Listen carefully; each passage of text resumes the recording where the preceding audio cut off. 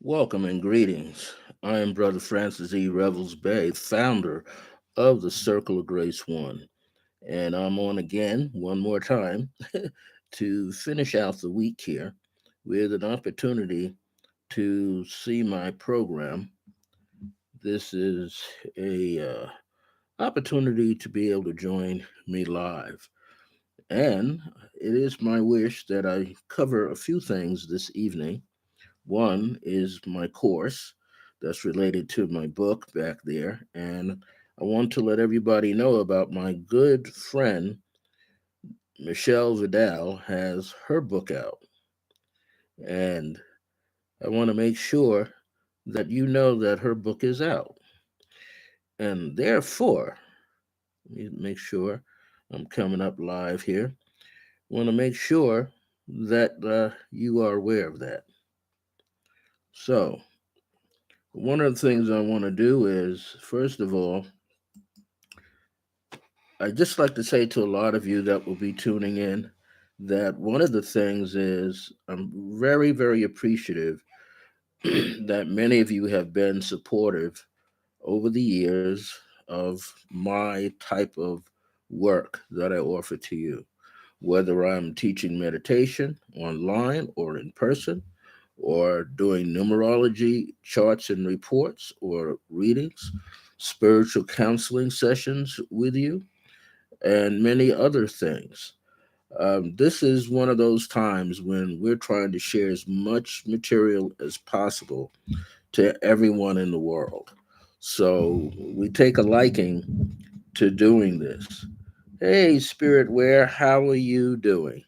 So we take as much time as possible wanting to share all of these treats to everybody in the world. And one of the things is letting all of you know that we're here. And there's thousands upon thousands of people that are now sharing their insight on metaphysics, on spirituality, and everything else that deals with self improvement, self development, and self empowerment. And so we all have our ways and means in which we do that. One of the things is that we are always bringing across to many of you, people use the term coach. I like to use the old fashioned term, which is mentor.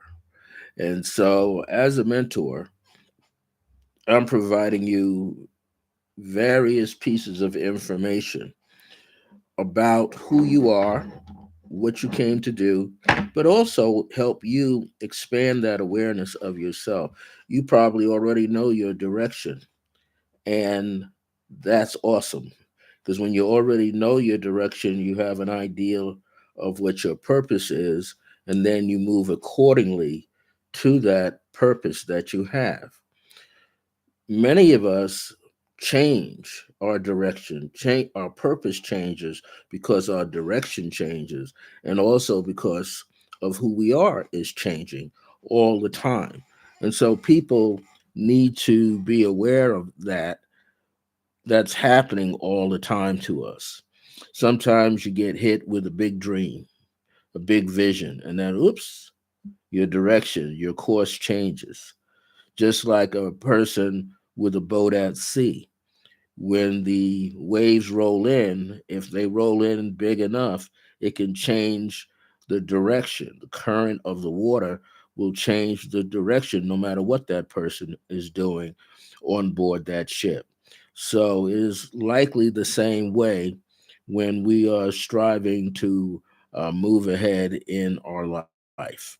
And this is awesome. Now, I want to be able to answer questions that people may have as they come on, answer questions dealing with dreams, dealing with meditation, lucid dreaming, how you can go about understanding when you are having a lucid dream, how can you cause yourself to have a lucid dream, how can you activate yourself for that. So I'm open to offering my insight to you. Also, some people want to know, what is it really like to have a lot of energy flowing through your body? Well, it's different from person to person.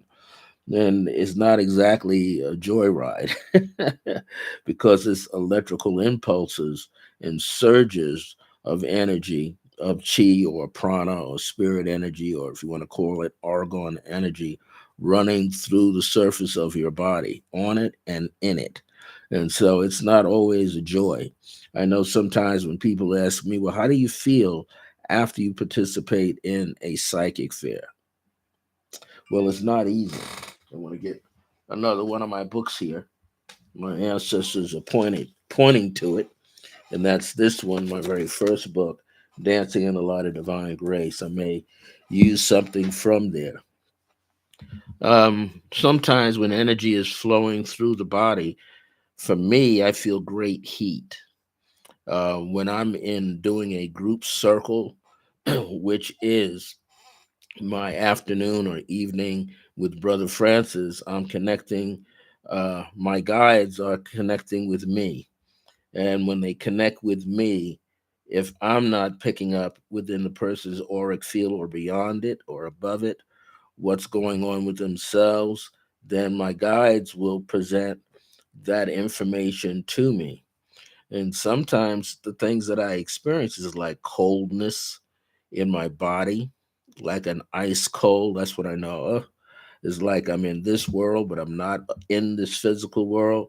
I'm like on the borderline between what feels like spirit energy. Sometimes I breathe heavy. And I often have to tell people when you hear me close to you breathing heavy, there's nothing wrong with me. That's me processing information as energy. So I may breathe heavy. I may sound like just like that almost. And then I kind of calm down. So there's different things that happen to us, and we have to experience it as it comes to us. And again, it's not always uh, to be considered a joyful experience when we have it. It just feels different, and therefore we operate with it differently. And that's something that, different practitioners, readers, healers go through. Everybody has their own way in which they're going through these experiences. It is the same way, similar, I should say, not the same way, but similar when you are going through a series of dreams, when dreams seem to be unfolding rapidly, or when you're seated in meditation, you're feeling so many images, seeing the images, feeling the energy that comes along with the images. There are times when spirit is around, moving around you because you can feel it. You feel them touching you in some kind of way. You feel them coming around you, might be giving you a warm embrace or a tap on the shoulder. Things like that will happen. Okay. And it's not so much that it's universal. Everybody receives something different. Everybody receives something different.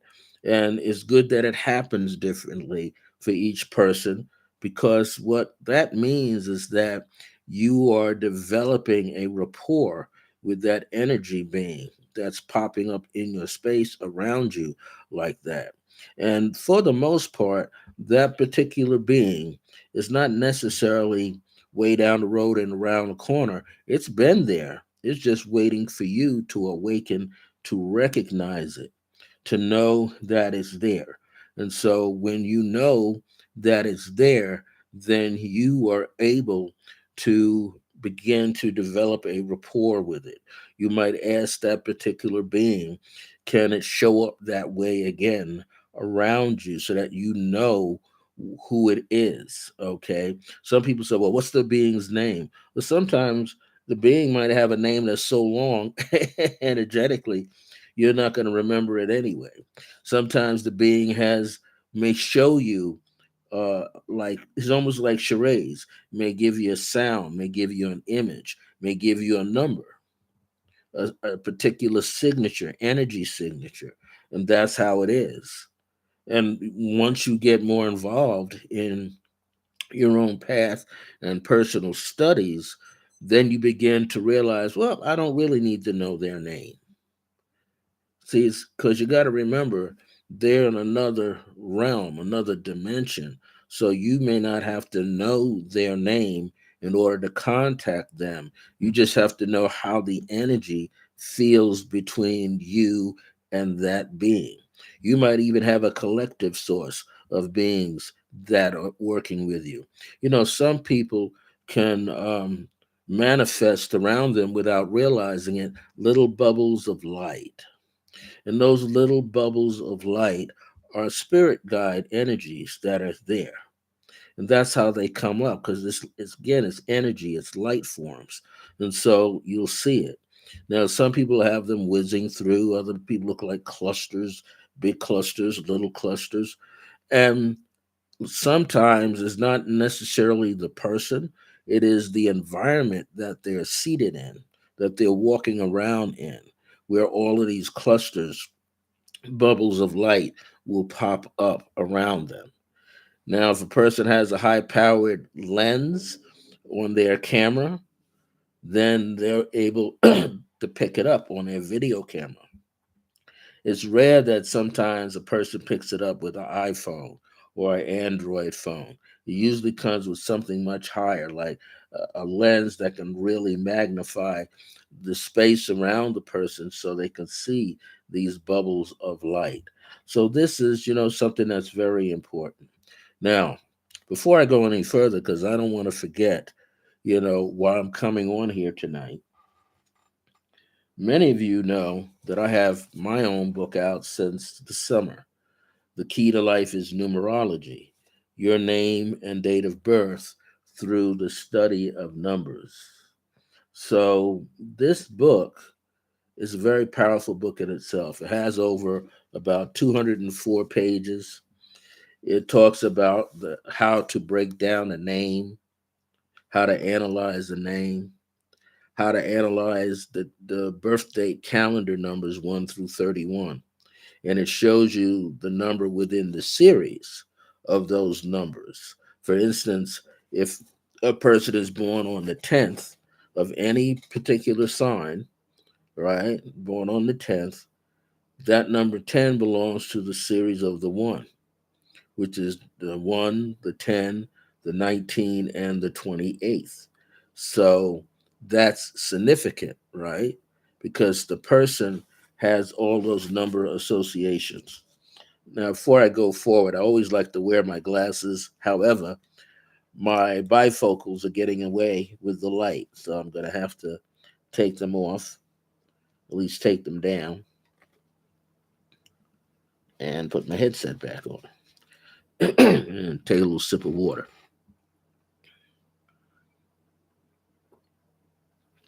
So I'm going to read part of some passages from my book, but I'm also on here talking about this book because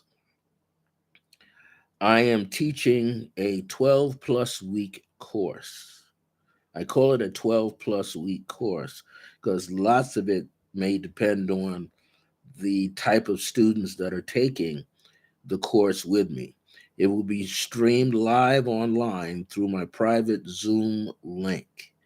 And this course will begin on Wednesday and taught every Wednesday night starting February the 1st, 2023 at 7 p.m. Eastern Standard Time. And I've worked it out already, so it's actually going to be 18 weeks consecutively, 18 consecutive weeks in a row. That's about 4 months that you're going to be studying this course. Now, in order to enroll in the course, there are actually two windows of enrollment.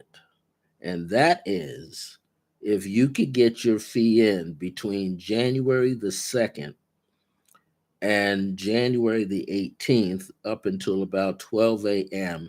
Eastern Time, you could have the course at an early bird fee and save $103.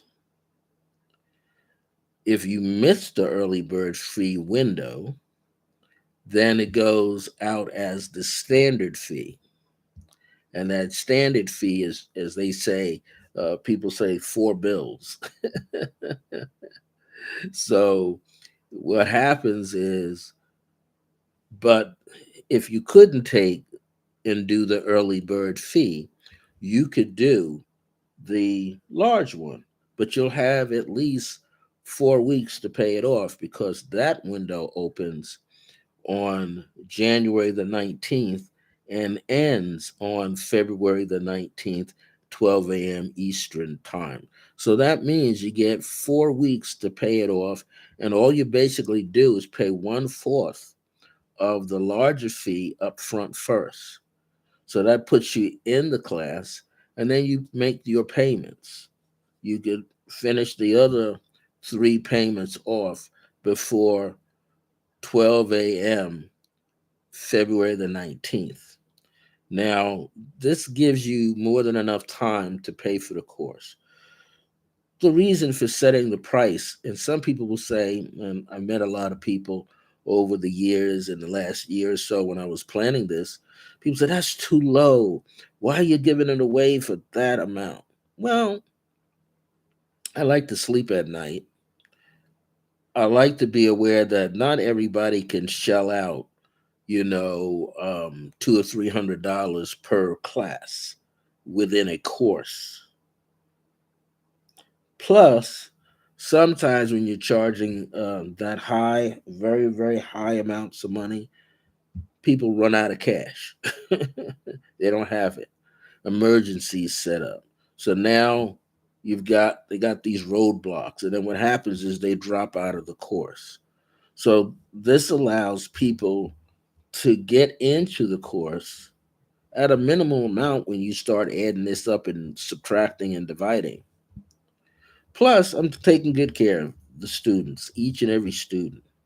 Now, because what will happen at the end of each class, each live class, there are sprinkled throughout, out of the 11 paid classes, there's seven more classes and they're like reviews. Those reviews are free. That means we meet back online at a specific date that I have set up for each one of these classes or several of these classes, and we review them. Now, what each student gets who's paying into this course, each student will get a summary of each class in a video format.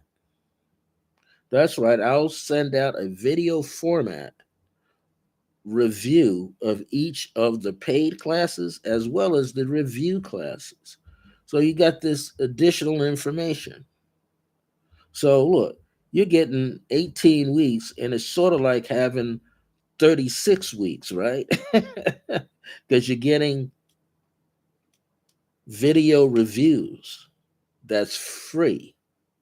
At the end of the course, I'm going to put in some more free things, either in video or audio format, connected to numerology. And I plan on having some printed PDF material in there or ebook material in there as well. So it's designed to really help you out. And here's a greater thing. Hey, Tokia Mac, how are you doing? Here's a greater thing, too, about taking this course or any of my courses that you want to take, whether you take them, the fees are the same, whether we do them in group format or one on one. But here's the unique thing that I like to do. Once a person completes a course and they want to repeat that course, they get a big discount when they repeat the course. So that means, hey, you get to take the course again. You don't put out so much money. Now you can take it and you're getting a big discount. So that's the purpose of doing that. And so people can see that. And that's what I want to put out there tonight, you know. And all you got to do is you can go to my website, which is http colon double forward slash www dot circle of grace one dot us, and then we put another single forward slash. You go in there, and when you go in there, you're going to look for this link that says classes, mentorship, things like that, courses. And when you go in there, you just stream all the way down and you'll see all the information of the different courses that are offered, what the prices and the fees are.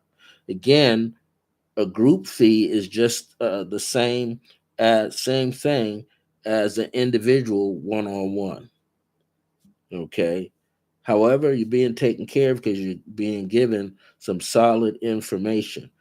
Now, in order to get all the information about this numerology course, not only do you go there and just check out some of the information, but you need to email me.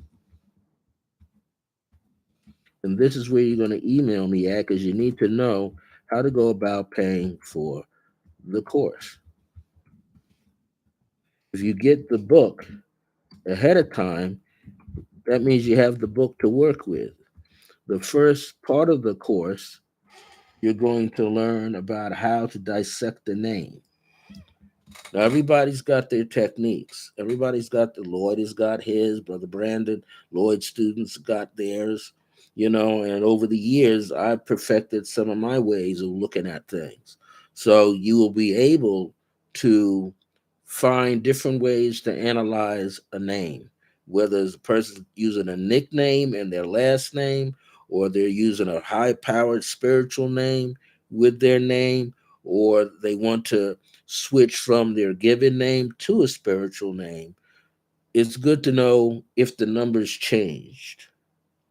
Sometimes the numbers may not change depending on the particular numerical system. Yes, in this course, I teach the modern numerology method, but at some point I introduce the Chaldean in there.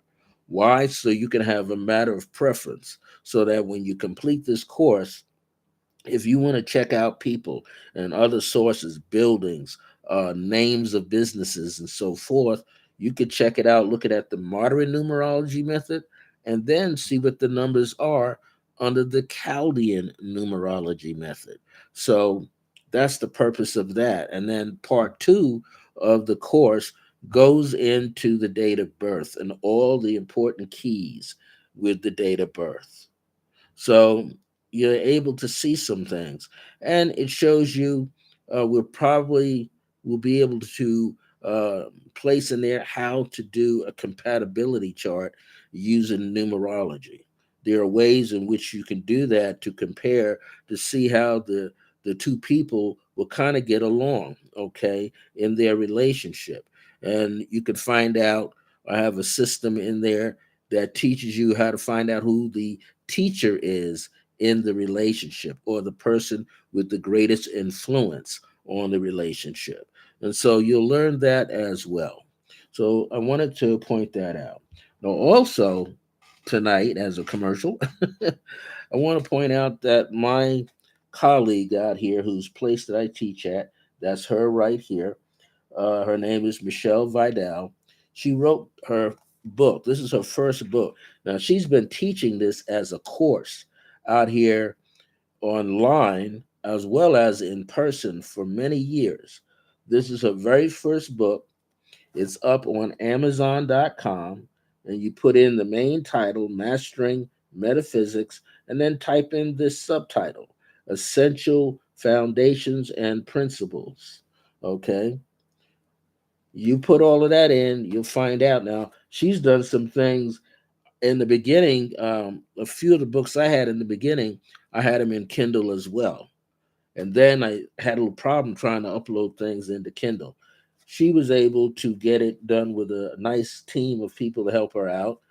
This book is phenomenal because she doesn't overload you with too much information, but she keeps it very simplistic so that you can comprehend what metaphysics actually is. And this is, of course, from her viewpoint and standpoint, but it's a good book. And look at the color.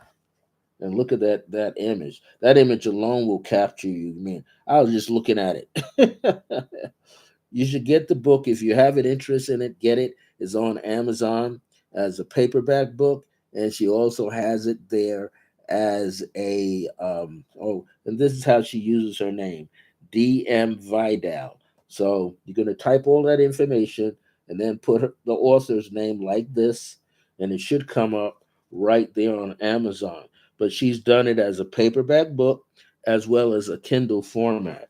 And I think you'll like the book because she's very direct. She talks about universal awareness, consciousness, global awareness and consciousness, and then what she calls that's in two sections.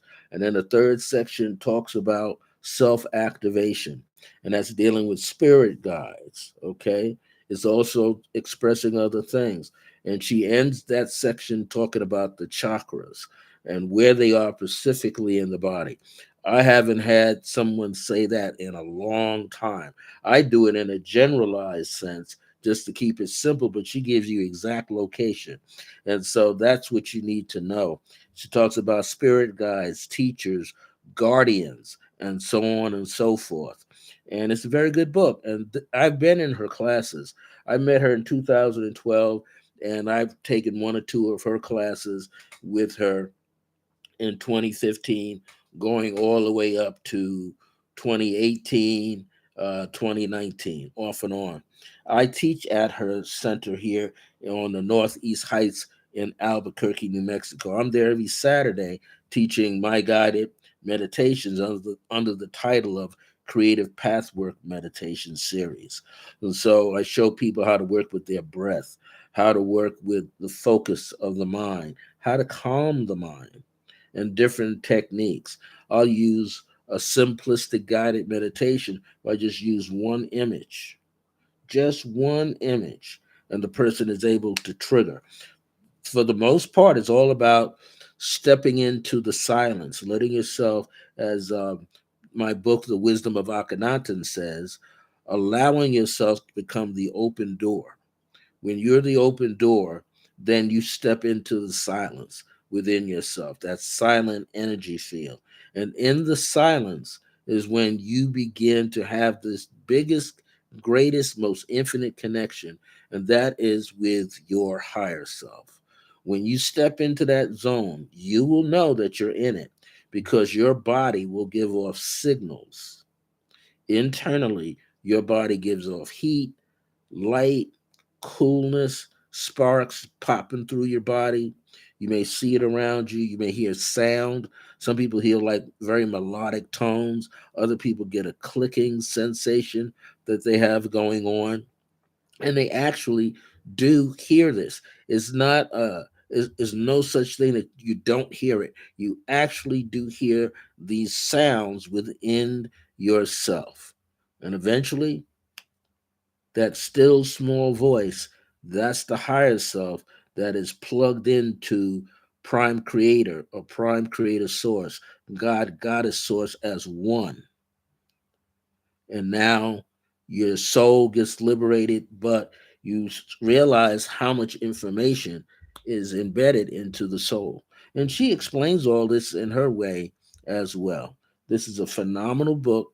Make sure if you don't get it, at least go on into Amazon, look up Mastering Metaphysics, The Essential Foundations and Principles by D.M. Vidal. So, one of the things I want to talk about here is numbers, the influence of numbers in our life. Why do we think numbers are so important? And while I'm talking about this, feel free to interject your questions and your comments. I'm here to assist you, as well as I might learn some things. I'm quite sure I'm going to learn some things from you too, because it's just not, I don't believe in having a one way thing. I want to make sure everybody gets this. So, if you have any questions or comments related to what I'm talking about, feel free to say so. Even say I'm a numerologist, I'm not an astrologer. So if you have astrological information you want to drop in here, feel free to do so at any point.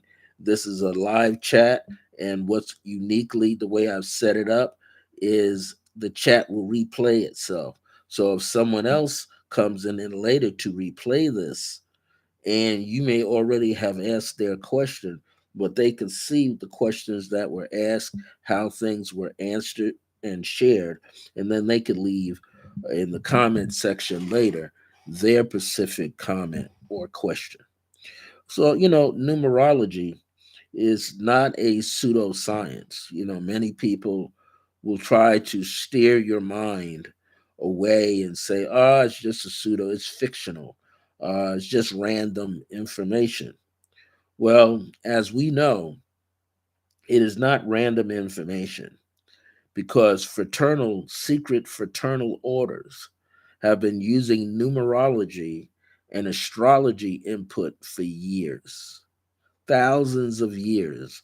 Fraternal orders, better known as free and adopted Masons, Eastern Stars, Knights Templars, and so many other, York Rite Masonic Order, Scottish Rite Masonic Order, Prince Hall Mason orders. They all use numerology and astrology. The only difference is they're under oath not to share it specifically, even if someone in their family is not a member. So they have to keep all of that to themselves. They can't share it outside of the lodge. They have to keep it to themselves. So people like yourself that delves into these subject matters, you're not bound by an oath. See, the old-fashioned oaths were if were in these organizations, especially quote unquote brotherhoods, you more than likely would be ostracized within the community or town that you lived in. You would be blackmailed from the organization so that you can never rejoin the organization or join another organization. You were also not only they would call it, that's where the term blackballed comes from. In other words, you're seated in the meeting. You might be out in another room, and all of the members are passed a box or a cup, and they are given on their table a white ball and a black ball. If they didn't want you in the group, black was no. They put that in the container. If they wanted you in the group, then it'd be a white ball in there. And then it would get back to whoever like the secretary is, and that secretary in the room would count the number of white balls versus the number of black balls. That's how they did it. Rather than say on a slip of paper, yay or nay. They could do that too. Slip it into the box, yay or nay. Yes or no. And again, if you got too many, you were out. Now some people were suspended for a year and then they'd have to resubmit themselves. Others are just suspended, period, thrown out. That's easier. We're the more devastating one in olden times, and this has happened numerous times way back, and I would say hundreds and hundreds of years ago. They would basically go out, take that person, and literally take their life. Now, why did they do that? Because by taking their life, there's no way in the world that they could give up any secrets, anything that that organization was doing to reprimand people or to give them information to wisen them up, so to speak.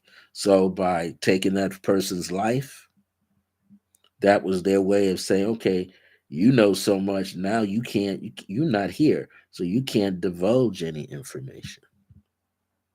But now we know secrets are no longer in place. I would say secrets have been freed up since maybe, and this is just my opinion, since 1976. Now, the reason why I say that, 1976, way back then, is when the medical staff was changed.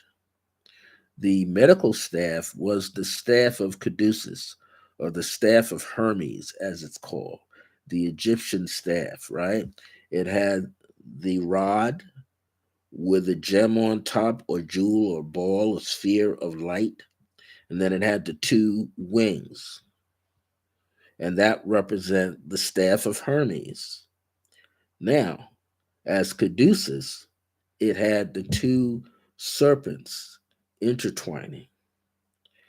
One serpent was the remedy, and the other one represented the poison. So when you were looking at it, the serpent that rolls up onto the left side of the lit jewel, that's the poison. The one on the other side, that's the recipe, the saving grace, so to speak. But it also was magnetic and electrical energy, or water and fire.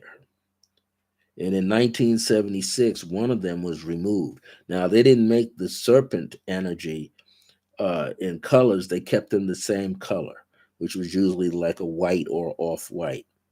So when they removed one, the right one, that says they don't have any more cures. They don't have any recipes for what's about to happen. So there will be an imbalance. That's what they were saying. And that used to be in all the ambulances. And then at some point, they got rid of it because they didn't, they, after a while, after 10, 20 years, the people seeing that, enough of their people who were members of their society would know, and then these things were removed. It was like we don't want to educate the public. Either you know what it is or you don't. So they got rid of it mainly because more people were coming to the understanding of what that actually was used for. Now, here's another side of that. On the most positive side, we learned that the staff of Caduceus really is ourselves. And we're talking about the Pingala and Ida. So one of them, Pingala, I believe, is the solar energy, and Ida is the moon energy or lunar energy, electrical and magnetic. And this energy is coiled at the bottom of the spine. So when it's coiled tight, this is, it's held or locked in place. As it releases, it begins to spiral up and around. Now, what happens, according to some of the Hindu treatises, which some of this came from, but in my book, The Wisdom of Akhenaten, that's where it came from. The Our people back in ancient Egypt had the majority in all of the sciences throughout Africa, or what was called Africa. They understood the coiling, spiraling energy.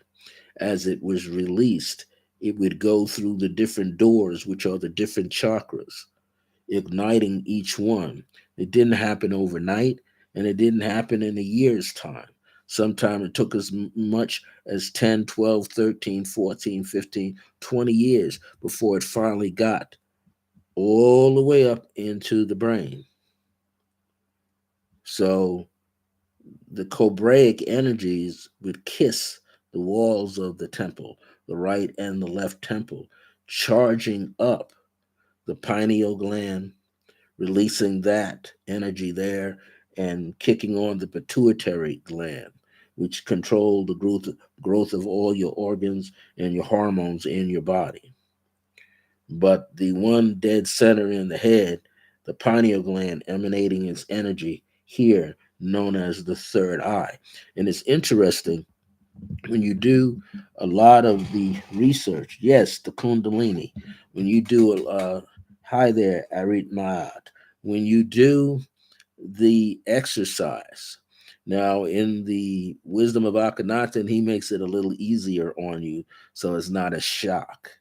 But there's something that is called the Shaktipa, and I have it in my first book, and I'll write it here. Shaktipa,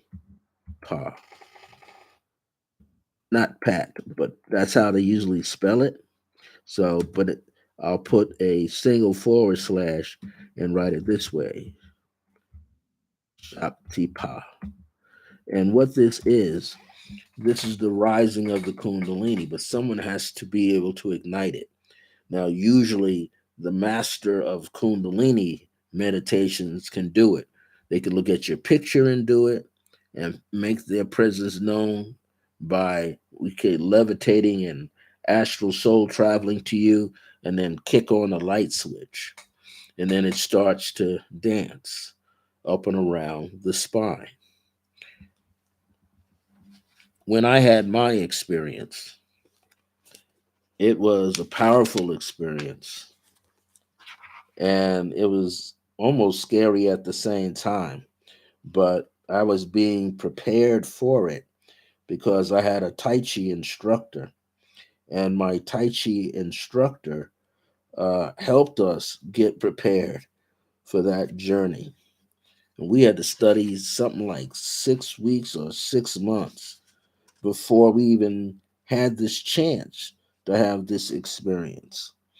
Mine, I leave it here in my book, Dancing in the Light of Divine Grace, at chapter 7, page 47.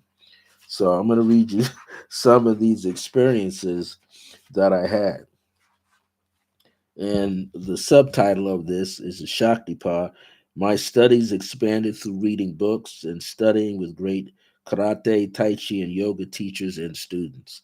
So I knew at some point I wasn't going to be this guy like you got now, these people in MMA and doing all of that. I knew that wasn't going to be me. Okay. But my teachers knew that wasn't going to be me as well. So this culminated in a body and energy awakening called Shaktipa. Now, what was very interesting about this feeling, this thing called the Shaktipa, is that a lot of energy flows in and around through your body. In fact, when I was with my Tai Chi teacher, his name was Sifu Cliff Williams. He lived on Long Island as well as in New York City. He taught Tai Chi.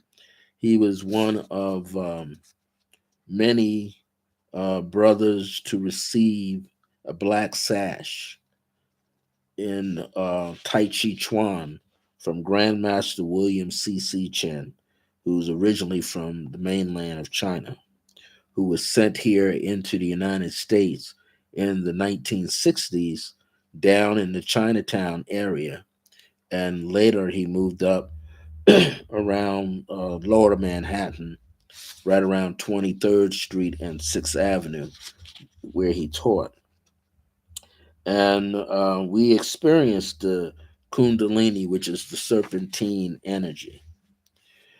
And the thing about it, his teacher was from India, lived in India, and was supposed to be around in the state of Texas at this time to unload this on us.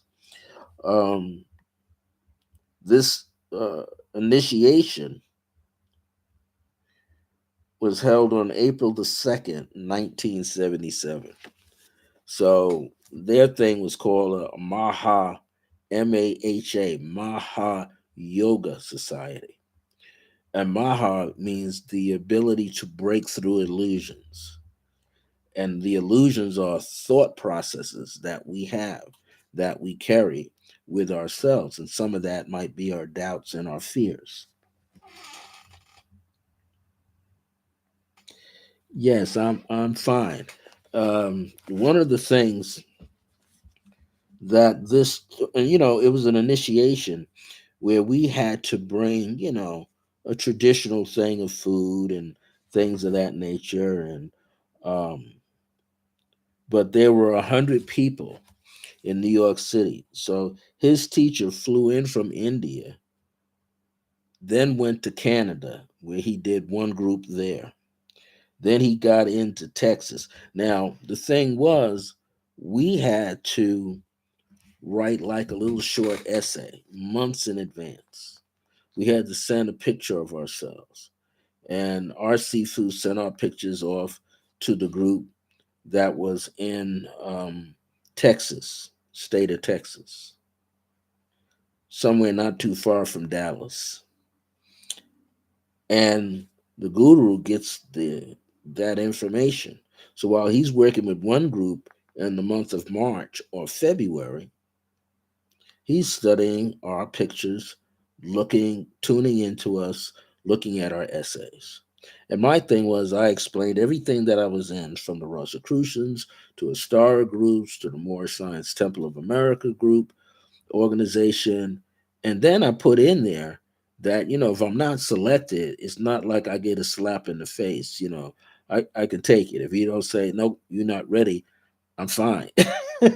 I just wanted to let him know the ultimate. It was having the dance, as I say in this book, dancing in the light of divine grace, to at some point in my life experience the connection with the divine head and heart. And so we had to do all of this. We had to wear white clothing that represent a rebirth, new beginnings.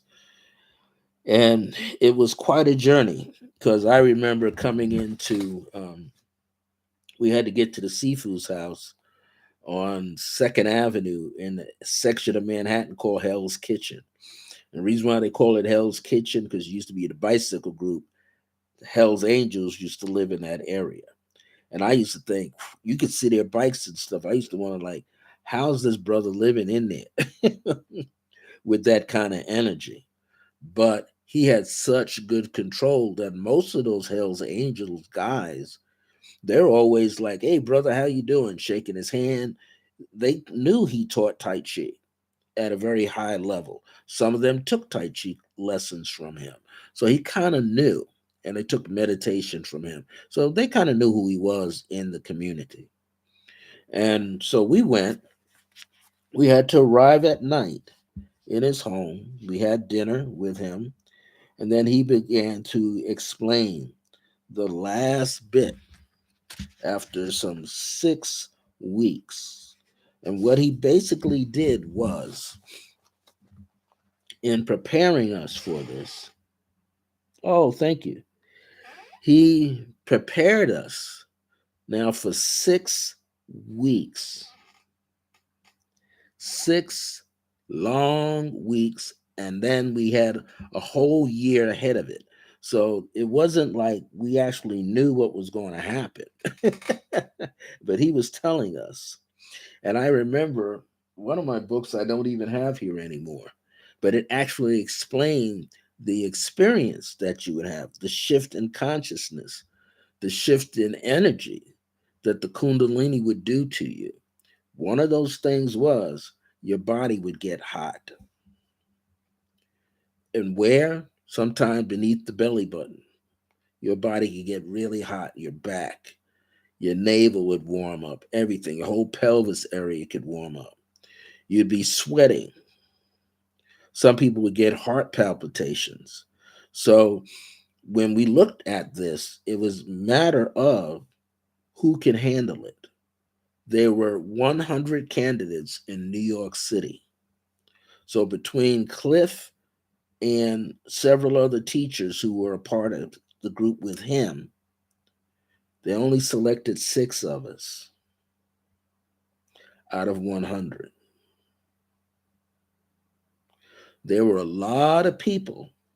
Some people even were sending money. And Sifu said, don't send him any money. That's like bribing him. So I didn't send any money.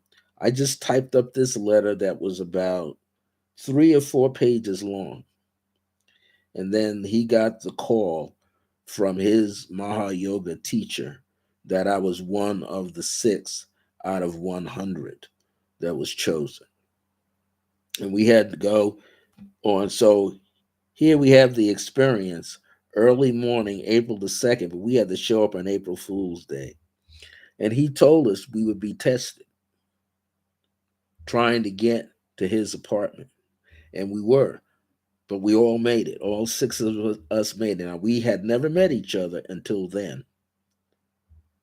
But it was ironic. There was 3 guys, three. I was one of the 3 guys, and there was 3 women. And each of us explained how we may have slept like a baby or didn't sleep at all, or we couldn't get off work early enough to go. And I remember distinctly putting that thought out that I'm going to leave, have enough time to go home, get my clothes, and then show up in Manhattan by about 7 or 8 o'clock. And at the latest, we had to get to his house by 10 p.m. So he had prepared food. He was back in those days. He was like a vegetarian, vegan person for sure. So he prepared everything. We brought our flowers, we brought our fruit, and our clothes that we would wear the next morning. Definitely got there. But I could say I thought my train was late, thought the subway was late. Uh, but then what I decided to do, I said, you know what? I'm not going to get on the subway. I'm going to walk. That's how excited I was. So I walked from 7th Avenue and 33rd Street, 7th and 31st rather, West 31st Street in Manhattan. I walked clear on West 31st Street all the way across to the east side. Then I hung a right turn on Fifth Avenue and kept walking south. And I kept walking, and then I finally got into the area that I remember. Okay, here's where his teacher used to teach, 23rd and 6th. He's not too far from then. He's about 19th, right around in there. But I got to go further over. So I had to walk all the way over to like almost 2nd Avenue area and 19th Street, right around in there. I got there. It was rough, but I got there. When we all laughed too, how like we kept getting held up, different things happening. Like, yeah, it is a long walk, but I was excited.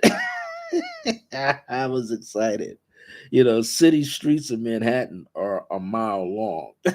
So I just figured, look, I'm not going to go south on 7th Avenue because there's too many distractions. I need to go first as far as I can think I should go. And then it's just like my body said, 5th Avenue. Okay, now head south. And yes, it was a long walk. It was also kind of warm during that time, too. So that kind of helped. And then I got in the vicinity where I could get my flowers, get my fruit, running into friends. It's a, hey, where are you going with those flowers and fruits? I didn't want to say anything. I just had to make that run. But I got there. I think we all arrived finally at about between 8 p.m. and 10 p.m. But we all got there. That's when we all met each other. In fact, I haven't seen those people since that time. But it was three of us as men and three women. And everybody had a pretty interesting temperament mentally. Everybody was pretty excited. Most people were yoga students. One woman was a ballet student. A guy, he was a classical violinist. So, you know, it was quite different types of people that in, engaged in this activity for this opportunity. I don't remember any of these people being in my Tai Chi class, so I think they might have been students in another Tai Chi class that he taught in New York City, because my class would be during a weeknight on Long Island, out in the Hempstead, Nassau County area, and then I would go in on Saturdays. And sometimes I had to turn back around on Sundays and go back in. But when we were there with him on Sundays at a dance studio with another fellow whose name is Kumar Francis, Kumar is a devastating, I wouldn't say, I shouldn't use the word devastating. He's a high level kung fu stylist who studied all kinds of martial arts and wound up in studying Tai Chi. He's lived in China. Both of them lived in India and China, but Kumar was the one who traveled back and forth. And Kumar lives in around San Francisco Bay Area, and he teaches all around the world. Tai Chi, Bagua, and Xingyi, all of these internal martial arts forms. But it was just amazing that we all got there. Then we all went to sleep. He told us we had to get up between 5 a.m. and 6 a.m. to shower at his place. So this is how he had it. The women are gonna go first. So even if you do wake up early, I'm gonna come through and let you know that the women shower first. And the women showered first, and then we as the men showered next. Um, we didn't have breakfast. That's the thing. No breakfast until after it was all over. So that means we had to be in this little cubby hole in his apartment that was laid around with mattresses, bed mattresses. Some of them were 3-inch mattresses, some were 6-inch mattresses, 8-inch thick, just piled in there. No, it would never happen. You would never. This is a one-on-one kind of thing, and we got in there, and we had to be there before sunrise hit. We had to go in, and there was a Pacific time for sunrise. And then we went in. We went into a meditation. He gave us all the one word, one phrase, Namah Shivaya, which means I salute the divine within. And we just had to chant and chant and chant and chant and chant. All I remember was I was the last person out at about 8:30 in the morning, but I do remember getting up feeling like I was drunk. I remember crying like a baby. I remember being held by doctors and given to my mother, so I knew I had the experience of my birth there. I had so many things that had happened. But once we were out, we laughed, we joked. And because I think I was the last person out, everybody left after breakfast. And what he did with me was he kept walking around me. And at first I was saying, like, why is he walking around me like that? I didn't understand at first. So I asked him, I said, is there something wrong with me? His first thing was, I want to make sure you didn't bring anybody back. I said, what do you mean? He said, because you opened up so far, and everybody did, but you opened all the way up. He says, things have changed. And I remember him giving me some other herbal tea blend that he put together because he said I was very hyper and he had to calm me down. So I had to sit. And then he went and he was burning incense throughout his apartment. I said, oh my God, like what happened? Then he took me outside because he spoke to me for a while, took me outside. He looked at me again in the sunlight and he whispered something in my right ear and in my left ear, patted me on the back. And the next thing he said, now I'm pointing you in the direction. All you got to do is walk from here all the way up to 31st Street, then hang a left and walk all the way over to 7th Avenue. He says, whatever you do, though, don't run. Try not to run. And I go, okay. Well, he knew something because I'm walking, trying to walk slow, and I can feel his energy bounce up and down my back. Next thing I know, I'm walking fast. And the phrasing, Om Namah Shivaya, kept playing in my mind. I kept replaying it. I kept chanting it. Next thing I know, I was trying to sing it. Next thing I know, I was twerping like a bird. My lips were shaking. I was trembling. Now I don't want to draw attention to myself because I'm out here trembling. I don't want anybody to think I'm a derelict in the street, okay? Or I'm somebody drugged up. So I found a place where like a bus stop and I sat, waited till I calmed down. Then I got up and I walked some more. I did as much as I could. And I remember getting to 31st Street and Second, and there was a little apartment building, and it was the place where I think I may have gotten my flowers at, but I didn't see it. So this is how high the energy was. And there was a little park, a little community park. I went to the park and I sat down. I don't even know how long I was there, but I sat for a long time just looking around, sitting in the sunlight, tapping my legs perhaps. Got up. Okay, I must be quiet enough. Started to walk. I got to where Fifth Avenue, from Fifth Avenue to Seventh Avenue. I ran. And I ran. Lucky for me, I caught lights. Nobody was turning into my path, left or right. So I was running, quite a burst of energy running. Finally got to the train station. And at that point, I just said, okay, if I get inside the train station, I know I'm not going to run. So I can get inside, go someplace in the waiting area, get my ticket, and sit down. And that's what I did. I think I got home about 12 p.m. that day. Of course, my mother hadn't passed yet. She's sitting in my aunt's kitchen where we lived at my aunt's house. The minute I walked in, she's laughing. She's looking at me, cracking up. She said, "So, how was it?" I told her everything that I experienced.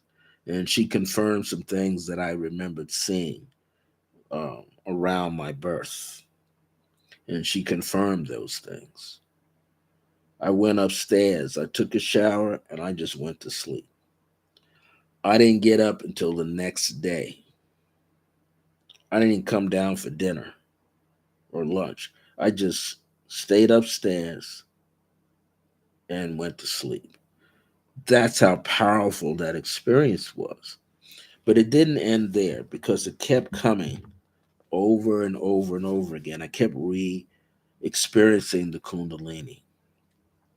Like some days I get hot, some days I get dizzy, some days I get both. I had to like literally call into the job that I had, say I need a personal day off. I saved a lot of personal sick days anyway. So I just call in. I'm gonna take a sick day off, two in a row, and that was it. Saturdays I would normally be linking up with him in a class. So because I was chilling out during the rest of the week like that, it allowed me to go to the class. And he would ask too, how was I? And the class was in Manhattan, it wasn't out on Long Island. After a while, he told me, don't even come to the weekday class, just show up on a Saturday. And I'd go on a Saturday. But that experience of the Kundalini opening up, and it took some time. So I finally had that explosion in the mind around 1988. And that was a whole nother experience to itself. That's when you, as they say, you see what they call creation, which means you see the cells in your head, just like you see under a microscope. You see them clashing, splitting up. I felt like my whole brain was melting when I did see it, body hot again, on fire, calming down. The whole room gets hot, things of that nature. But it was an experience. And once it goes up, it's got to come down. So it's like you feel different as the Kundalini gets up there, and you feel different when it starts to come down. So it's not necessarily meaning you're going to just calm down all the time. The energy is there. Plus, there's things happening around you. There's friends that I lost that I thought I was close to, and I wasn't. We started breaking off. All these things happened because I wanted to have that experience. Sometimes people say, "Do you think you're still having it?" To some extent, yeah. There's some offshoots of this energy that keeps going. And so a lot of it could be me as a writer. I was an artist back then. I stopped doing my artwork. I went into music again, like I was in high school, R&B music. But what happened was I couldn't play that, so I went into uh, being involved in meditation music, creating my own meditation music, sometimes performing it too. All these things happen for that ultimate goal to reach that connection within yourself. So all these things had to be done. So yeah, it's a good thing that they don't happen nowadays. The reason why I say that is so much corruption, so much corruption that's going on. It's hard to find someone that could take you through the step without abusing you. Because, I mean, this happened in 1977. There's lots of other things that were going on. I've had friends that were, again, like involved in martial arts who fell out more so into drugs, you know, who lost their way in by just drugging out too much. So these things could never happen. But I was fortunate because I had, yeah, my father couldn't connect with me because during that time he was really, really struggling with alcoholism, with addiction to that. My mom and dad weren't even together anymore. They had split up just before, right about the time I went to college. My father was. They didn't have a legal divorce. They just separated. They just needed to separate. My father lived across town with some friends in Hempstead, but the people he lived with, they all drank. And my mother and I kind of remained with one of her sisters because it was okay and nobody was drinking. So I had a chance, and then me going away to college before that. So coming back after college, 3 years later, after college, having this experience, a lot of stuff was going on. So yeah, and these days, it still can happen, but so many things that happened in the 80s and the 90s, from what was that guy's name? Applegate to Jim Jones, to many more types of people where people got taken advantage of. Some people, if you had the money to go away and find somebody to study with, you could. Most people went into studying Zen Buddhism because that was safer. A lot of people went and studied yoga, or they again got into the Tai Chi and saved their money and went to China, whereas groups of students, 20 and 30 students, going because that was safer. It was very hard to find somebody you could trust so that you could develop yourself. So many people had to go the single route. Yeah, I was fortunate. It took about 11 years. It took 11 years. Now, and I could say 11 years exactly because that happened April 2nd, 1977. And I was aware of the Kundalini hitting in 1988, which was 7 years after my mother transitioned. So at the time when it opened up, let me see if I wrote it in here. It should have been around the time that my mother transitioned. She transitioned May 13th, 1980 something. So let's see. But I remember it happening at least twice. The first way was more dramatic, though, because it was the first time. But for me, it was more than once. Let's see if I actually wrote it in here. Okay, here's when I kind of describe when it takes place. The first culmination was in the fall of 1988. That's when I experienced creation. And what it was, I felt like I'd gone home after I had worked in a botanica, went home, and while I was home, it was, how is it beneficial to experience it? Well, I was really searching. I mean, I was searching deep. I wanted to know, to have that internal awakening, but it took a long time.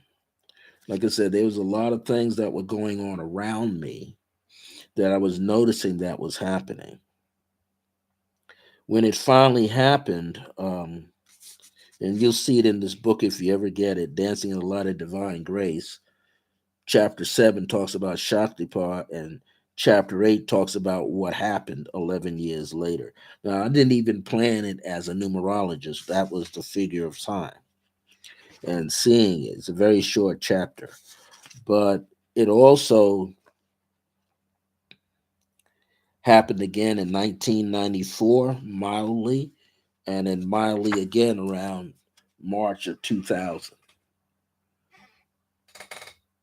It just happened because I was very intense on trying to get to where I needed to go for my consciousness, to raise my consciousness and to have changes occur in my life. So, how beneficial it was, I'd say very positive in the end, understanding that I'm okay, I'm still on the planet. Not everybody remains okay. Some people, I've met other people who studied up in Harlem, who studied Kundalini, just focusing on it, Kundalini yoga classes. And one of the people who was a student teacher, he was older than me at that time. He was a student teacher. So he must have been about maybe 10 years older than me. This guy's a very quiet guy. He's about 6'2". His name was Harold. I remember that about him. Very quiet, very nice, pleasant person, soft spoken. But at some point, it got to be too much for him. And the Kundalini got triggered on a higher level where he basically was kind of burning from the inside out. That's the best way I can explain it. His family members said that he started doing things that weren't him. So he could have been, let's say, possessed by negative forces. He could have had a lot of fear set in on him. And some people said when they did see him, he would shy away from people. That wasn't his norm. He would always greet you and hug you. But after a while, 2 or 3 years of what he was doing, who he was studying with at the time, seemed to shy away from many people. And eventually, he wound up going in the hospital and transitioning in the hospital.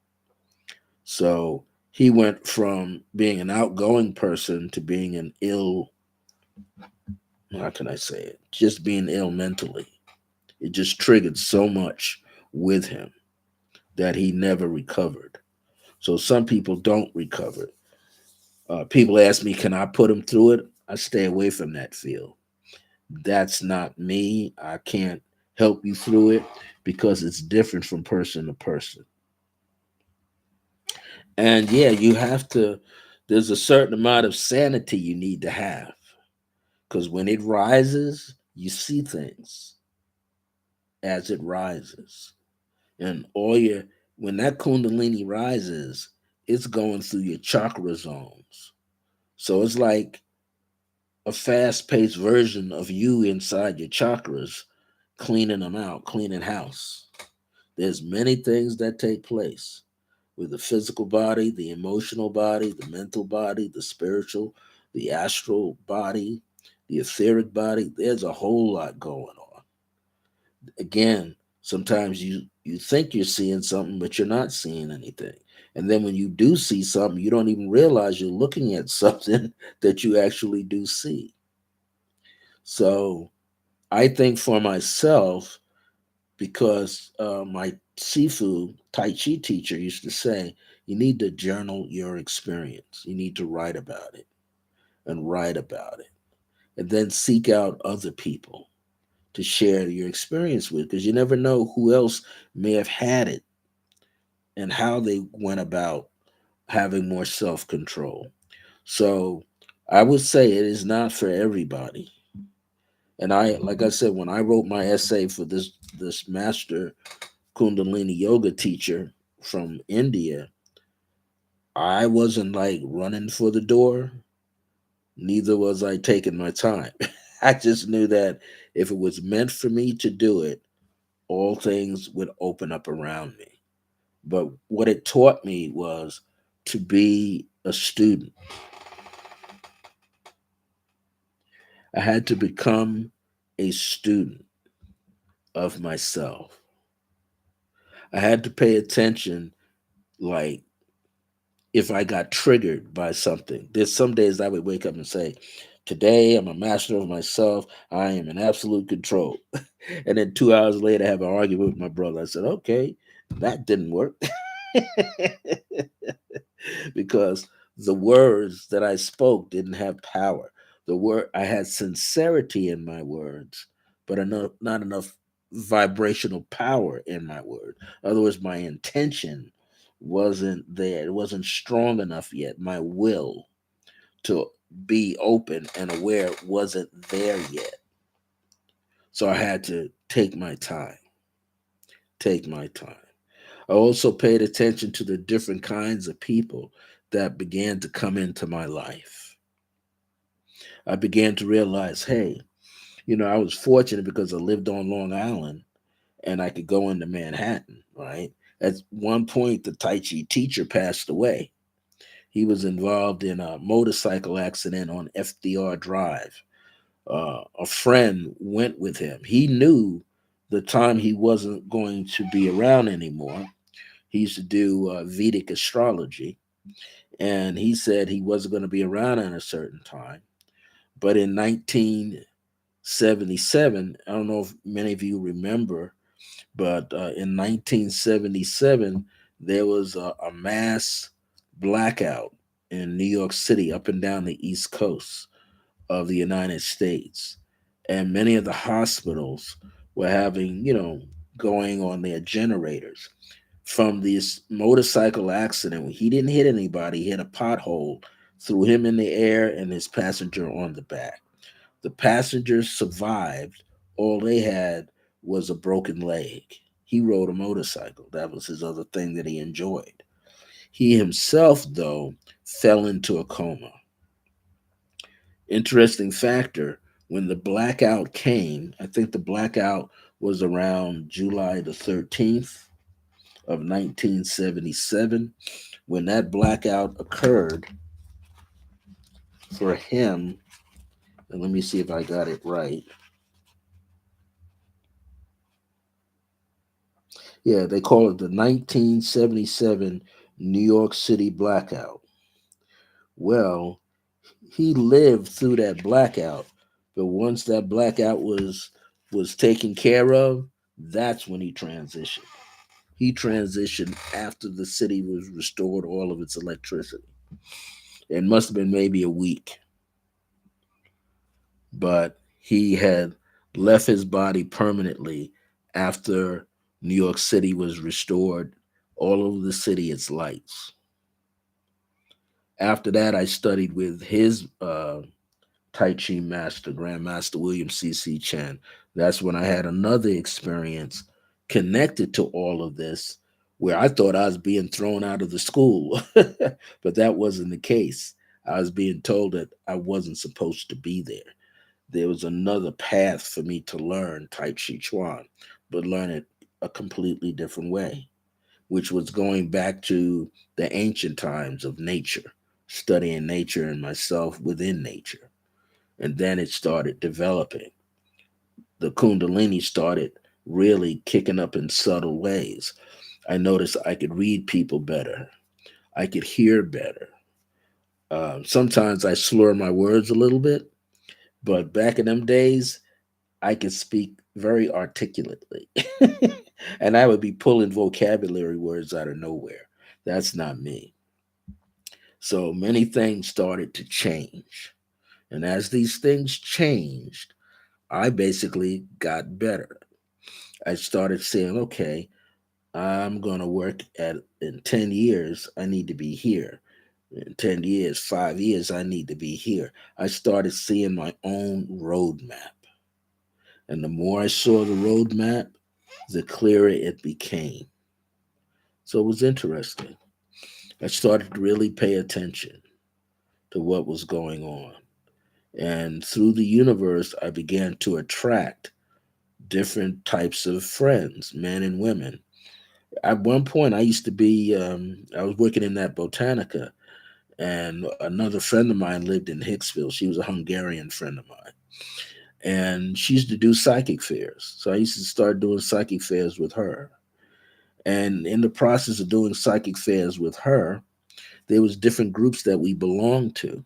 And I started meeting all these other people. Amazing journey.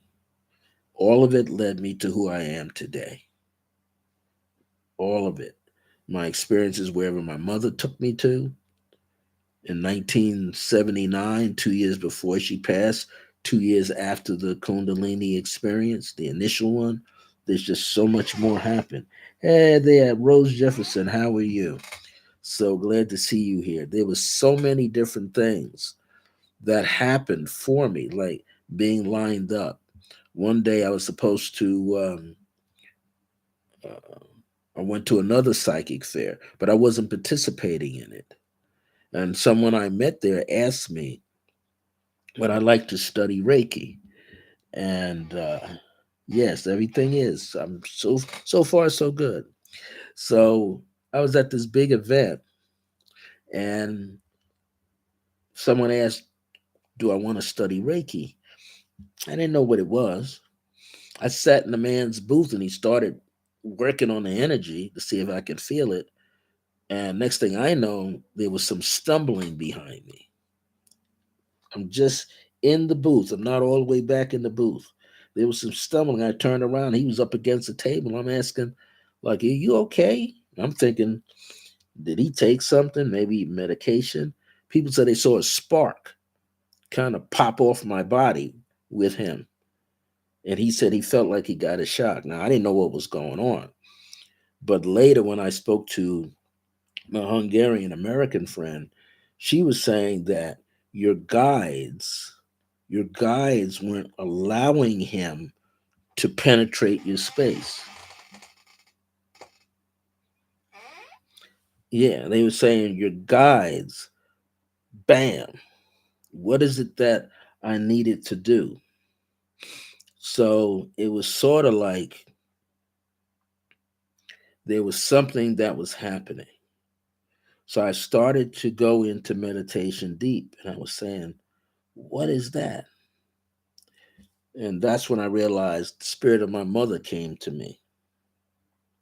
And as she started to come to me, she started to reveal this person not only wanted to see if you were ready to do Reiki, he was trying to get into your space, like invade, like molest me spiritually, right there in the crowd, tuning in to my energy field.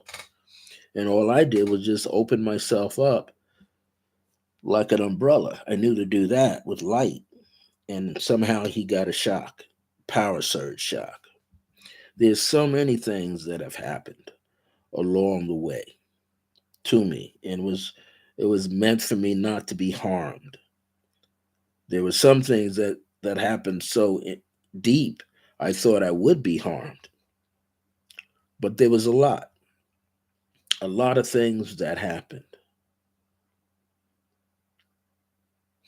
If you get that book, it'll explain some other things in there that happened, and it was amazing. The at the time it was frightening, But now I can look back and say, well, some of the things I didn't have to do, some of the things I did what I thought I knew what was best for me to do. So when we're on this path, this metaphysical path to finding out who we are, we're going to go through some things. There's going to be some quiet moments, and there's going to be some moments when things aren't quiet at all. But we're going to go through it in order to learn. A lot of it is just learning how to let go of things. Let go of worry, let go of anxiety, let go of fear. Jose Silva, the late Jose Silva, who was the founder of the Silva Mind method, or Silva Mind control, he said it this way. He said, fear is an acronym for false expectations appearing real. So I'll put that part. That's one of the most significant things. I'll put his name, Jose Silva, said, fear is an acronym, or fear means is false. Did I get it right? False expectations appearing real. That means sometimes we're looking for something to happen, but it's not happening yet. Yeah, in the root chakra, it's like fight or flight syndrome. You're fighting something and you're fleeing. Well, when you have the experience of the Kundalini, all of that happens. What it does, it actually brings up your own fears. And this is why, time and time and time again, um, we learn to break ourselves of certain habits. Like, I'm a guy that likes to watch sports. I like to watch a lot of movies, a lot of comedies. I'm great for Netflix, Disney Plus, all this stuff. But there are some times I'm in my apartment where an entire week goes by and the TV is not on. I just shut it off completely. The only thing that I am on is the internet. But there are some moments where I'll just say, okay, like for instance, like today, I maybe watched one football game today or two. However, I didn't get up until 12 noon. I didn't go to bed the night before till really late. Sometimes you just have to do certain things. A lot of the times, I'll use a TV set to distract me from maybe thoughts, too many thoughts. So I'm not trying to think about anything. I'll just watch the game, energetically speaking. Because the way I kind of look at it is like this. Now that I'm this full-fledged, deeply into this numerology, 20, 30, 40 years of it, to me, I'm like watching the number one personalities run it. The number 11's on the field, the number 16's on the field. That's what I'm looking at. I'm saying, look at all these numbers, and then look at the colors of the uniform, and then look at this and look at that. So I'm looking at it completely different because it becomes fun now. I'm not looking at it like I got to get real serious about it. I just sit back and enjoy these things. And a lot of times, I need that other thing. In other words, I don't need to be reading people and numbers and names and places and things. Other times, I'll play with my crystals. Now, in my room, I got a huge selenite. I call it the thigh bone because it's as big as a thigh bone, the length of it. And it weighs about maybe 10 pounds, sits on my altar. And then I have another one that I use more like a flute to me. but it's long and almost triangular shaped. It's about that long, about 14 inches long, and the thigh bone is about that long, and it's about the diameter of that thing. Circumference is like that. It's big. Sometimes I'll just handle them. I'll lay them around me. I'll get in touch with them. I'll lay them on my spine, on my sternum, on my leg, and just go into the zone of them because my body is calling for it. This is selenite, sometimes called gypsum. Um, I remember talking to someone and they said plaster of Paris. Yeah, I said, yeah, isn't that the white chalky stuff that's in those boards, wall boards? They usually has the paper on top, and people use it in the homes. Yeah, right. It's becoming very popular now. I was it called me in 1988. That's when it called me through a dream.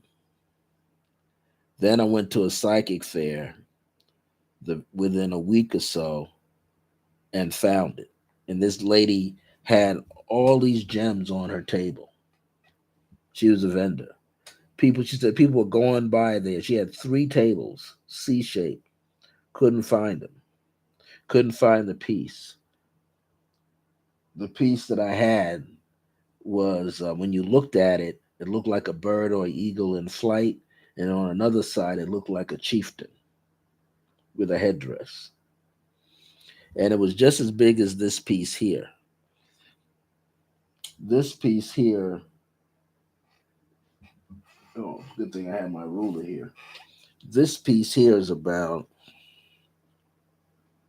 4.5 inches long, and it's almost triangular like. So from the tip to the base is about a half an inch thick. Well, that other piece was just as big as this, but it was wider in the body. Anyway,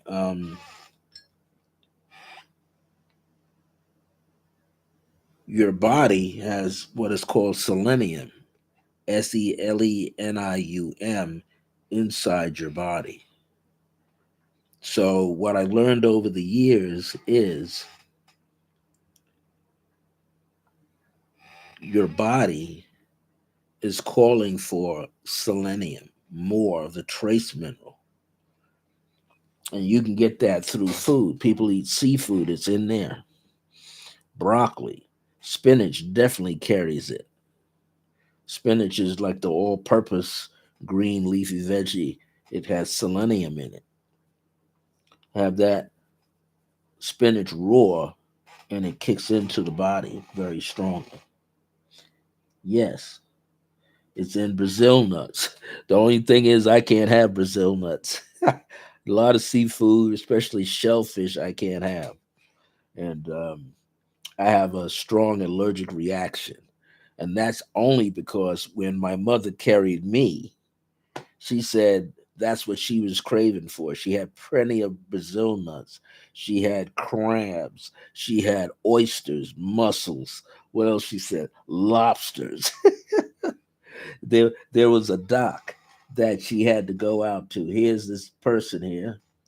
They love to show up in my chat. So hold on, everybody.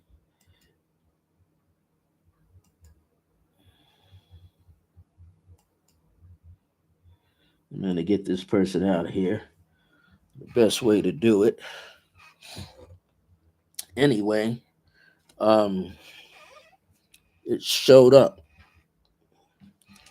because it's in shellfish. So apparently, my mother was craving when she was pregnant with me, and because she was craving, yeah, I know. I figured out where the bot is, and but it's designed to pull people. What I have to do is go into my thing again. I'll check it out later when I'm off the air. And I got the pictures here. So anyway, it's selenium. When the body craves selenium, we crave selenite.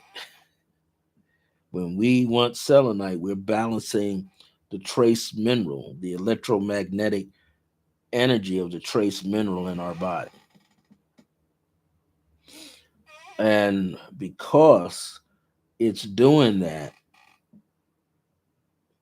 it causes things to be a certain way.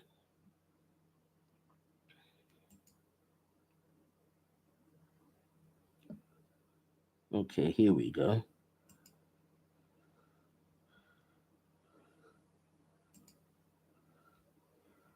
So now, okay. So eventually, this thing won't keep popping up around me. There we go. All right. So this energy comes in and it gets stronger and stronger. What is unique about selenite when you work with selenite? Selenite enhances every other gem that you have around you. So let's say you want to charge up amethyst and it's a necklace. Drape the necklace over the selenite or put your gems in a circle and put the selenite in the middle. It will empower. Okay, what you want to do is you're going to go, Rose, you're going to send me an email. Send an email to,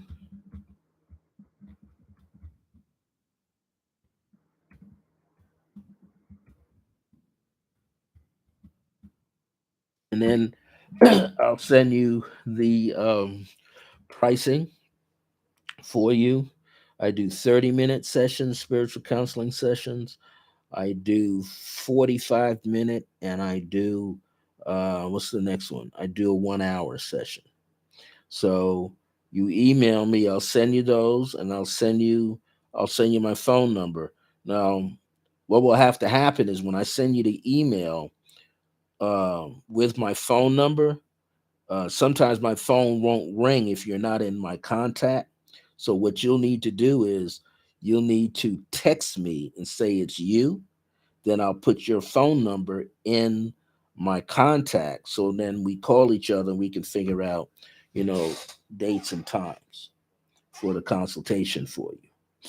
And this week is pretty much open. So, depending on your schedule, my schedule is like wide open all through the days and the weeks.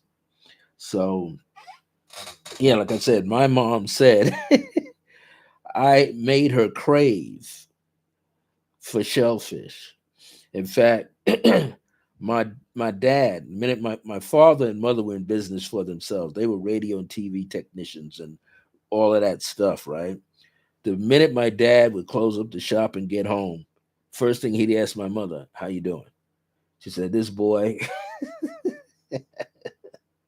she says, "I already called down to the dock. The dock was in Freeport, fishing dock. And I told him what I wanted. And she said, here's the money. Bring me back crabs and lobsters." And my father would bring back crabs, lobsters, raw clams. He'd stop by, coming back on the way back, he'd get a bag of Brazil nuts for my mom because she loved Brazil nuts, but I couldn't have when I was born. And I found out the hard way that I couldn't have Brazil nuts. I remember one day being at an event in Queens, a psychic fair at somebody's house, and they had made the Brazil nuts. They had chopped it up inside of some other things within a salad and a dressing. The oil had got on my hand, and you know how you rub like I'm doing here a little bit. I rubbed my eye, and then I was drumming around here, my mouth, And I didn't realize a lady came down to get a reading because I was in the basement of this woman's house. Many of us, nice house in St. Albans, Queens. And the lady said, "Brother Bay, I don't mean to be fresh or anything, but have you seen your face lately?" And I said, "What do you mean? Have I seen my face?" She pulled out a compact and showed it to me. I looked like I got hit in the eye. This eye, this here and here was swollen. It was getting tighter and swelling up. My lip was getting swollen. Lucky for me, I had a pair of shades, sunglasses. So I put my sunglasses on. I put a handkerchief over my mouth. But the first thing I did, what the woman told me to do, she says, "My son is allergic." She said, "Well, you got to go. Let's see if the woman has a restroom." She sure did. She had a little restroom in the bathroom. And I rubbed my hands, washed my hands. Solid. Oh, yeah, severe. The minute the oil got on my fingers and, your eye itches, bam. And I kept touching and rubbing and still swelling and swelling. I looked like I'd been in a fight, like I got attacked by some people. My lip down here was swelling, and then my gums was swelling around by my teeth. And then the last thing, by the time I got upstairs, I had the shades on, I went over to the guy and I says, "Do you have Brazil nuts in your dressing?" He says, "Yeah." And then that salad, I says, "Yeah." I said, "I'm allergic to it. I didn't. I wish I had to ask you." He said, "Why?" I pulled up my glass. He said, "Oh man." So his wife was at the table, and they happened to have some ginger ale. They said, "Is anything else?" I said, "My gums are swelling and my throat is like closing up." He said, "Here, take this." I took some ginger ale and it started opening my throat. But then he said, "You need to go outside and gargle." So I found the owner of the house and I told her what had happened. I said, "I just need to go somewhere where I'm not going to disturb anybody so I can gargle my throat and spit it out." She said, "Okay, go around the corner behind the garage." I went over there behind the garage. I was guzzling. Oh, that was good. After a while, about 10 minutes later, the throat started opening. And then she gave me sort of like a flavored yogurt. And I took a little bit of, just a lot, not a lot, like a teaspoon or a tablespoon, that kind of coated my throat. Could I still read? Yeah, I was reading. I made a lot of money for that little bit of time. But I got to know the guy because he was a vegetarian cook chef.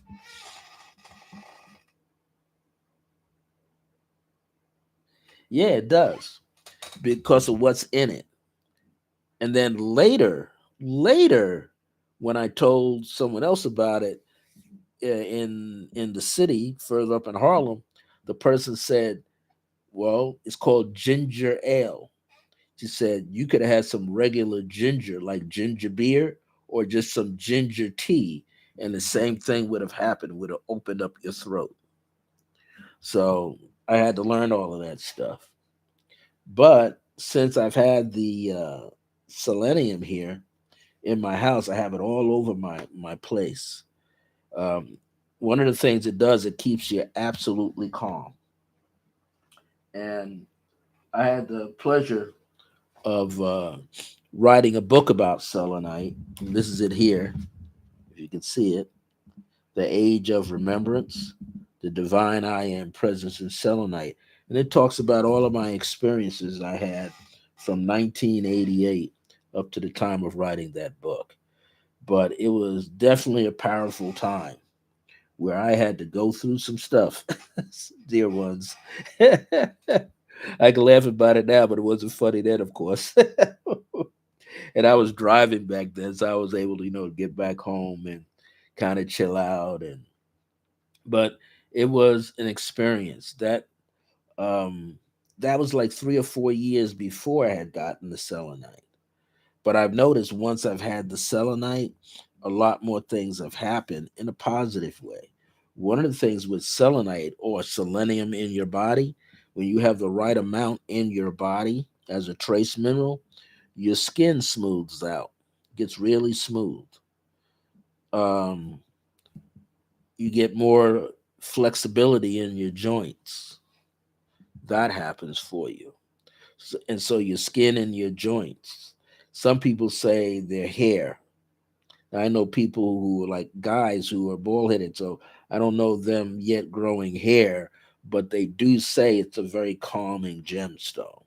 So for myself to have it around, it is a very calming gemstone. I've had injuries with my hips from a car accident.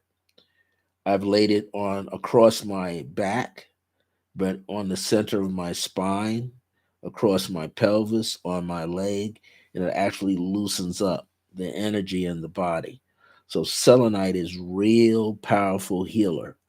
I used it on a Coach T drum maker out here, Coach T shaman, and it actually he had fractures in his ribs and on his shin from trying to work with clearing the bark off of a drum, preparing to make a drum, and the side of a blade, like the buzz saw, like slapped him. He was trying to get it out of his away from his body, but the weight of it and working with it, um, it kind of hit him on the side and fractured his ribs and along his shin. And we did some prayer work together. And this was way back in, I think, around 2015 or something like that, where it actually I applied my bigger healing rod to his body. And as I applied it to his body, it actually healed him. It brought everything together. And the cool thing about it was he had gone to where did he go? He had to go to the Indian hospital. When he had went to the Indian hospital, the doctor showed him the X-rays, right? Okay. When I get off, I'll answer and I'll send you all the information, Rose. Thank you. Um, he had gone through such a process, but when I had laid my healing stone on him, it created a shift in his body where the fracture became healed. And as that fracture healed up, he had to go back to the doctor, the indigenous Native American doctor out near the reservation. And once he did that, a couple of weeks went by, got the x rays, and they saw something in the x ray. What they saw was the outline of my 14-inch rod on his body. And they were asking him, what was that? Because that wasn't in the other x ray. And they could see where the fracture was healed.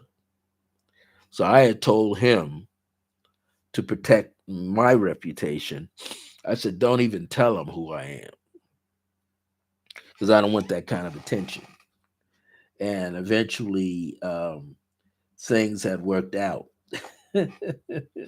But the selenite, the power of the selenite and intention work with it and using my breath with the one I have that's this long and is shaped a little bit like a triangle.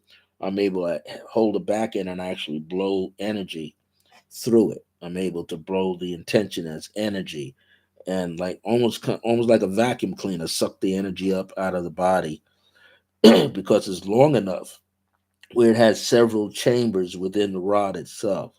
So now, in a lot of different healing rods, there are some chambers there and some chambers are not there. Sometimes people use copper tubing, copper rods. And in the process of using the copper rods, they fill it up with powders of selenite, powders of amethyst, and so forth in there. And they use that energy with the copper as a healing tool itself to create vibration. Like copper is good for arthritic conditions. It'll, alleviate it. But some people experience different things with copper. Like I can't wear copper up against my skin because I sweat a lot anyway, and then it oxidizes on the inside, so copper turns green. So I can't have it up against my skin. I'd have to have a little something in there so it's not up against my skin. So there's different things that, go on. Power. We possess a lot of power, all of us. Children have it the greatest, but then they need someone around them to kind of help fine tune it and also help them so that they feel stronger. So while I'm on this subject, does anybody have a question? Now, I say I don't know everything. I'm talking from deep levels of experience.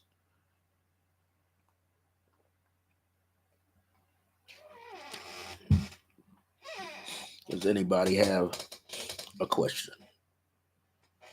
And it could be about anything. Maybe something I touched upon just recently. Um, Maybe it might be something else about gems. Now, I just specialize. I specialize in selenite. That is my gem. Before that, I used to work with tiger's eye, turquoise, and over here in Albuquerque, turquoise is big on the res. Yeah, they make all their jewelry using a lot of turquoise. Um, Turquoise, when they mine it, when you flip them over, you get the rough side of it. You'll see copper under it. So turquoise and copper together, that's very powerful.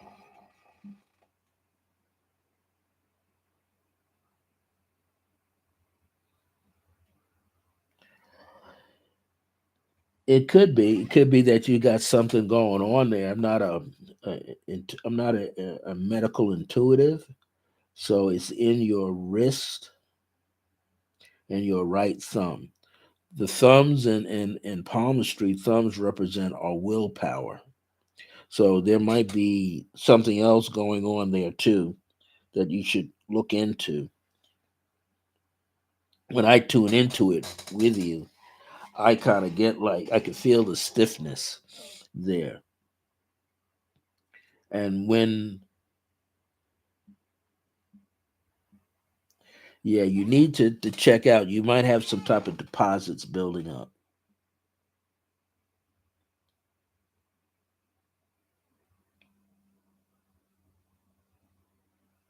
Yeah, you can transfer energy also to her using that. Your thumb is stiff. Yeah, now that means the joints are stiff. That's why you can't move it. So, do you know anybody in your area that is a chiropractor or licensed massage therapist? They might be able to help you with that. I have a pendulum here, so let me see what's happening. See if I can pick up something. Yeah, I won't. You won't be able to see it too much. Let me angle it more,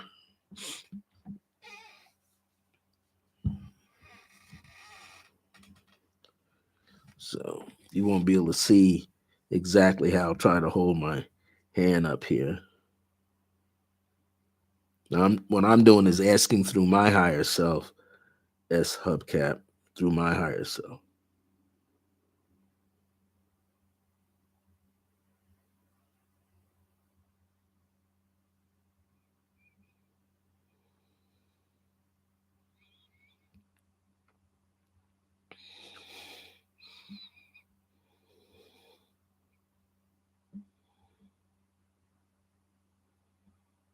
Okay, one of the questions I asked, it went counterclockwise. I said, would this somehow, yeah, calcium deposit. That's what I came up with. You got the calcium deposits building up. You really need to get with, like I said, chiropractor, massage person, holistic doctor.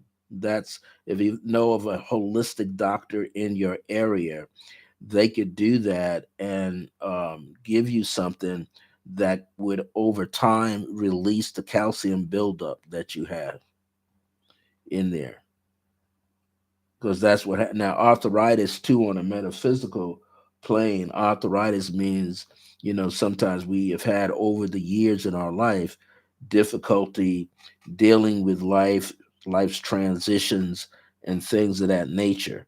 So, and since the thumb in palmistry deals with willpower, sometimes you've dealt with people who may have a bigger ego than you have, and you haven't been able to, let's say, conquer how you deal with that particular person or people.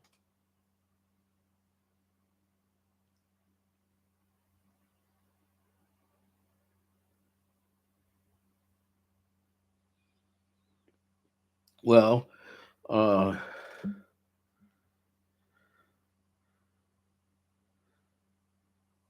okay.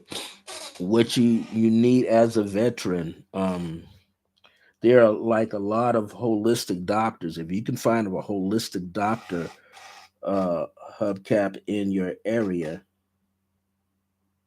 okay.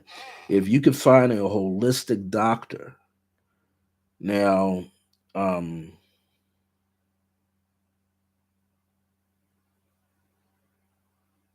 you know what? One of my ancestors just said, as hubcap, you're gonna send me an email, and when you send me the email, I want you to put the location that you're in, like city, town, and state. And then what I'm going to do is see if I can locate a holistic person for you. Because if you have a holistic doctor, that will help a little bit, because they have some ways and means, um, that are a little bit more liberated than a regular doctor, um, to be able to assist you. Now, you said you're a veteran, so this also may stem from your time of service as well. Okay, you're in Tulsa, Oklahoma. Okay, so what you need to do is you're in. I'm gonna write it down here. You're in Tulsa. Okay, so I'm gonna look up.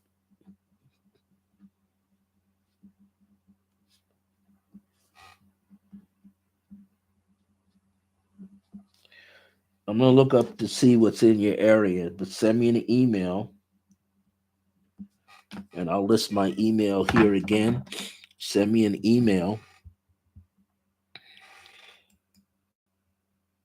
This is my email,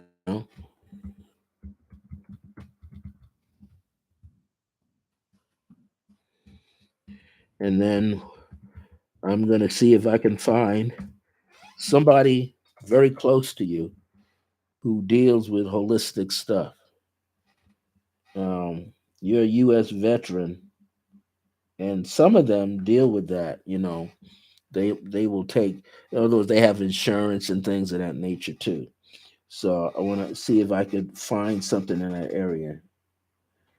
And see, there's many things. There's, you know, we talk about holistic people, but I also consider that metaphysical people as well. So here you got Reiki people that do Reiki work, people that do pranic healing work. Those kind of people can help you too. So I'll try to put you in touch with some people if once I can find them, and hope. And I want to make sure when I find them that I feel kind of comfortable with them myself, and then send as much information as I can to you. Um, because not only is that feel like that's in your wrist, but to me it's in something else in your body as well. And so when a person does energetic work on you, such as Reiki people, especially pranic healers, they're going to work on both sides of your body. Like if you don't have it going on in your left hand, they're going to make sure it doesn't jump into your left body. So it's like you're having difficulty holding, grabbing. Kind of reminds me when people talk about carpal syndrome. from having your wrist bent too much. So I'm going to see what I can find in your area for you. Now, again, I'm not a holistic doctor. I'm just going on my deep gut feeling and hearing what my ancestors are telling me to tell you.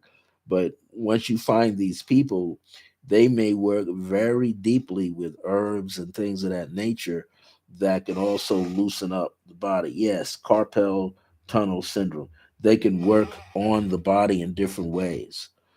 Sometimes there's puncture, acupressure people, but since that's very stiff and painful, you're not going to have any acupuncture needles inserted because that's a little too intense. That knot in the joint, is it here or is it here?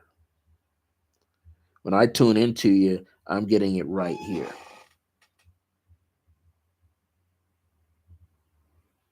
Okay, yeah. So I'll kind of tune in to that, okay, and see what's going on. Um, S hubcap, you said it's in your thumb. Thumb is painful. So is the pain here or here? Okay, right here. Okay,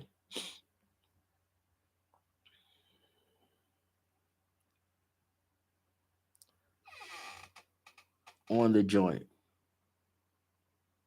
Okay, here.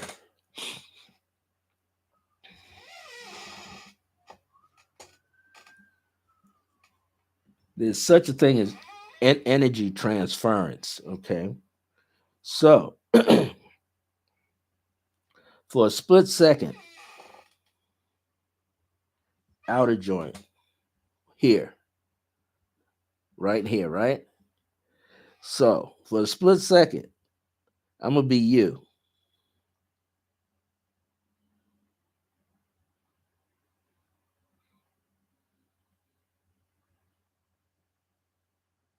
What I want you to do is just relax. Okay, just relax.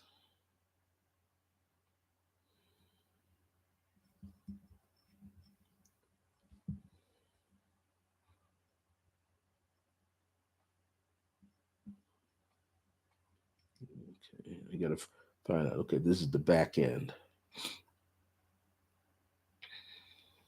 I'm going to show you what I'm doing.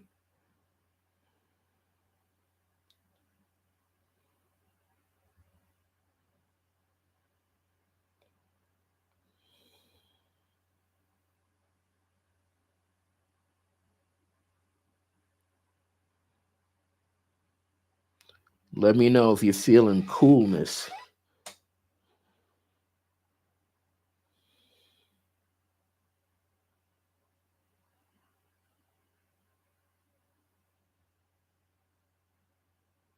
I'm sort of being like your proxy right now.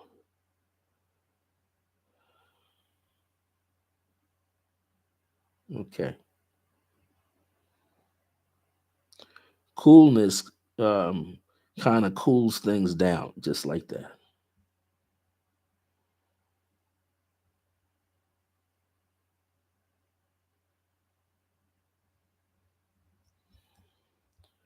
This is kind of one of my healing tools. I don't have my big one here.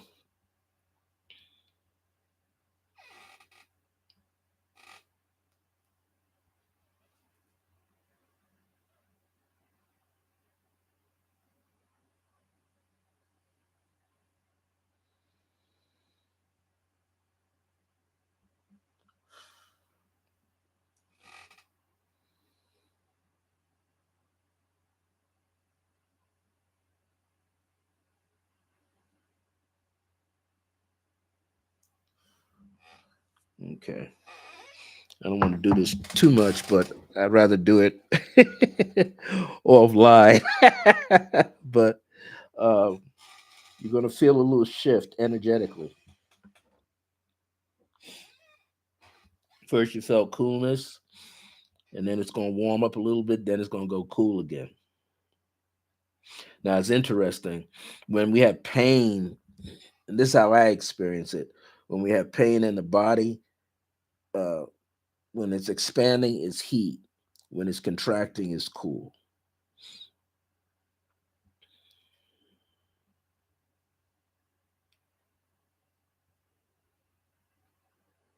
And then you say it goes into your wrist. So, and your wrist is stiff. Yeah, what's happening is whatever's going on in this right hand is trying to shift in energetically into your left side. So this is why you're gonna have to get to holistic people, a lot of different people, so they can make adjustments. One of the things they might ask you, did you have an injury to your spine or pelvis? They might ask you that. Like, did you have an injury around by your knees?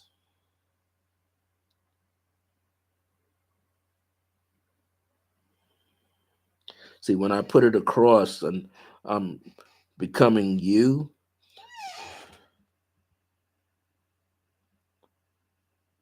yeah.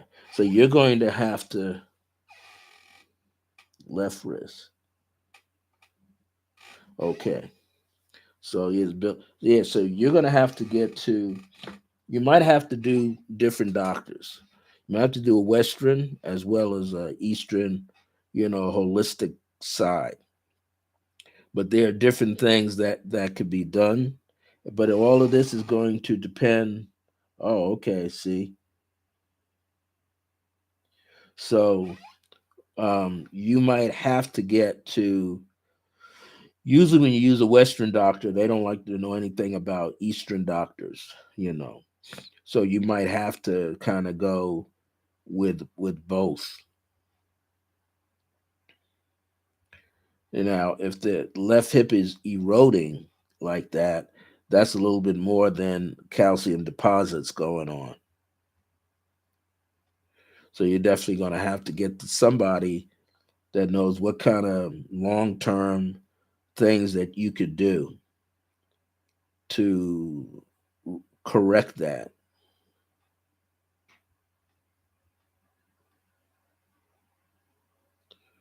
And this might have been going on for a long time as well, like past 5 6 years, 3 or 4 years maybe.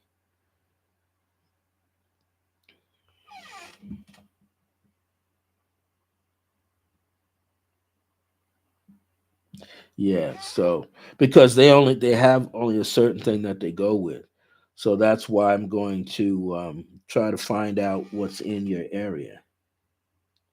Okay. I have to try to find out what's in your area to help direct you to someone that's in your area, and try to find someone that's familiar, because that's important. It's not just finding someone, but are they familiar with um, similar cases such as yourself? So yeah, your leg goes numb because it's affecting your nerve system, physical nerve system at the same time.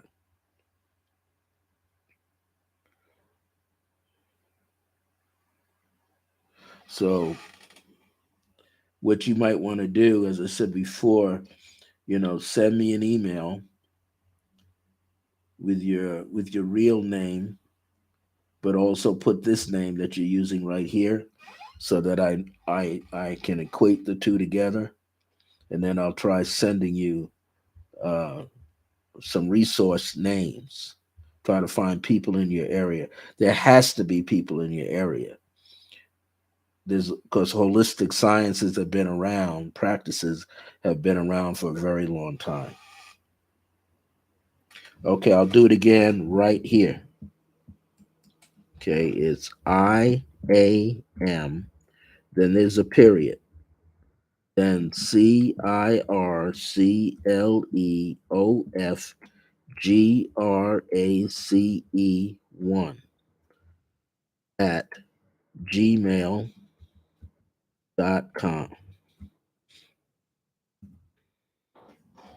You have to put that period or that dot after the M. IAM dot circle of grace 1 at gmail.com.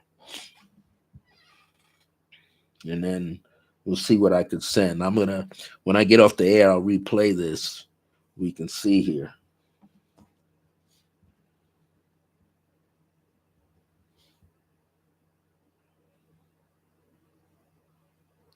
what's going on. Now, I'm not a holistic doctor, but some things come to mind.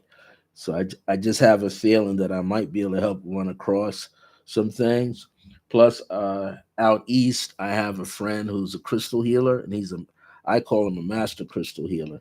The reason why I say that, I had some problems with my ankles, some issue with my ankles, and within a week's time, he was able to trigger something.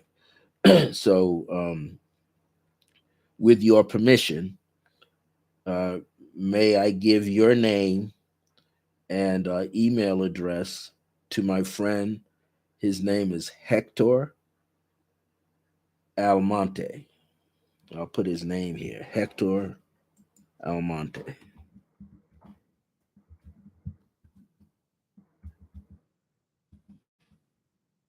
And what I will do, okay, so what I'm going to do is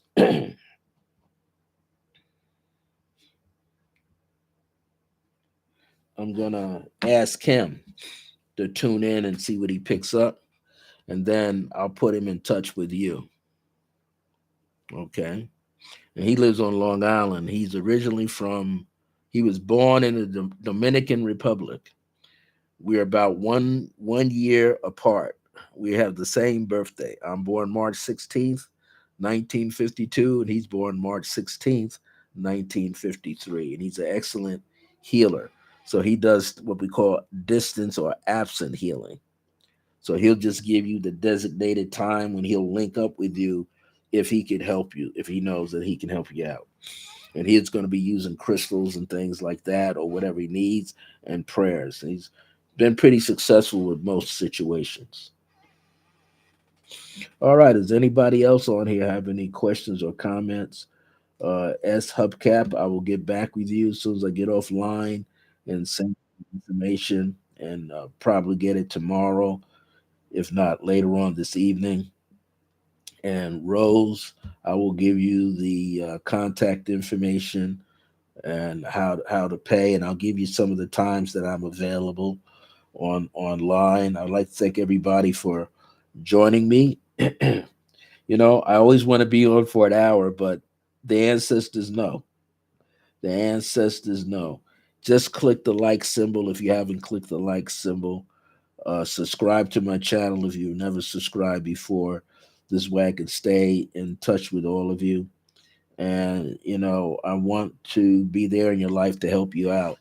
A lot of this work is not just doing readings or, always teaching, but it's also bringing other people together. And I do have a collection of people that can be of assistance, that could help. So we'll do whatever we can. Hector is also one of my, I'm not going to call him my spiritual son, but Hector is my brother. And he's a good man. He really sincerely helps. And this is what he does. He's a healer. And he's a healer with all kinds of crystal. He's a crystal healer. So he works with all kinds of crystals. He's been working with crystals as far back when I met him in 1990. Yeah, I've known him since 19. So I've known him for 32 years. And when he works with crystals, he has humongous gemstones, amethyst. The size of my head, he's got amethyst, celestial quartz, clear quartz, all kind of gemstones in his home. Yes, Armand, thank you so much. Everybody, you've been a blessing to me. Thank you so much for your time. And now that I've done the whole jamma of time of doing things, um, I am going to work on a meditation book. The meditation book is going to be called Radiant Heart, and it's going to be eight or so more methods of meditation, things that I've applied, and it's going to help you out. Also, S Hubcap, in one of my books, I have some affirmations that deal with cells, CELLS, and health. and I'm going to do my best and send you that. You can send a donation if you want, but I'm not looking for it. I just want to send it to you so you can read through it and work with it. I also may send you some audio files, and in the audio files are meditations for you. So I want to make sure you get that.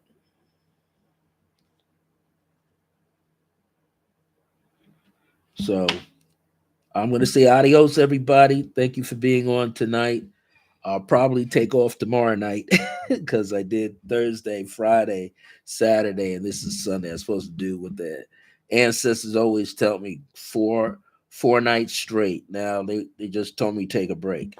But in the meantime, as long as I have everybody's email, and also the other lady that was here, going all the way back up to Spirit, Spirit Water, Ash Inkele. Could you also send me your email? I would like to send you information as well. And Tokia Mac, I have yours. So I just want to make sure everybody gets information. And again, if you want to know about my course that I'll be teaching on February the 1st, 2023, a Wednesday night at 7 p.m. Eastern Time, and we're going to go for 18 weeks, 18 classes. If you want to know about the information, I'll give you that information as well. All right. My grace is your grace. Until next time, remember that divine grace is a blessing as we're alive and well in the age of remembrance. Thank you all so much. I really appreciate all of you coming and listening to all this information that I have, and I want to be of service to all of you. Um, and by the way, now I have this channel set in a certain way that sometimes people can't pull information off as easily. So if you want uh, to send this out to somebody, what you really need to do is if you play it back, you go into the browser and you look at the link that's in the browser. Then what you do is send that out. Okay. The link in the browser. So if you send the link out, then you just tell them what day that you heard this on, and then they'll be able to replay it because it's in my library.